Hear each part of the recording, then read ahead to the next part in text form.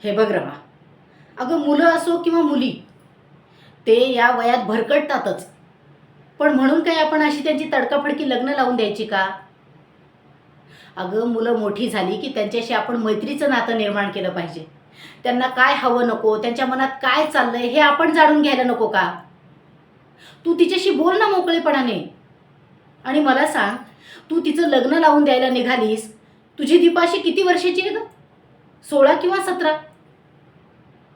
हो, मान्य आहे मला की तुला अशी भीती आहे की ती कुठल्यातरी एका मुलाच्या प्रेमात पडली आणि त्याच्याबरोबर पळून जाईल वगैरे. पण असं काही होणार नाही. तू तिच्याशी बोल एकदा मोकळेपणाने. नाहीतर माझ्याकडे घेऊन ये, मी तिच्याशी बोलेन.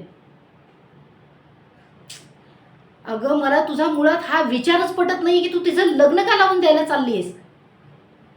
नाही, तुला एकदा तिला बोलावं लागेल, तिला समजावून सांगावं लागेल. आणि मला सांग, तू जिथे तिचं लग्न लावून देणार आहेस तो मुलगा चांगलाच निघेल कशावरून? काय बघितलंस तू त्याचं? अगं तिचं शिकायचं वय आहे. असं करू नकोस, लग्न लावायची घाई करू नकोस. मी सांगते ते ऐक. हो, जा आता. आणि काही डोळ्यात पाणी वगैरे आणायची गरज नाही. जा, उद्या ये लवकर, 2 वाजता घेऊन ये. हो, काय डोक्यात विचार.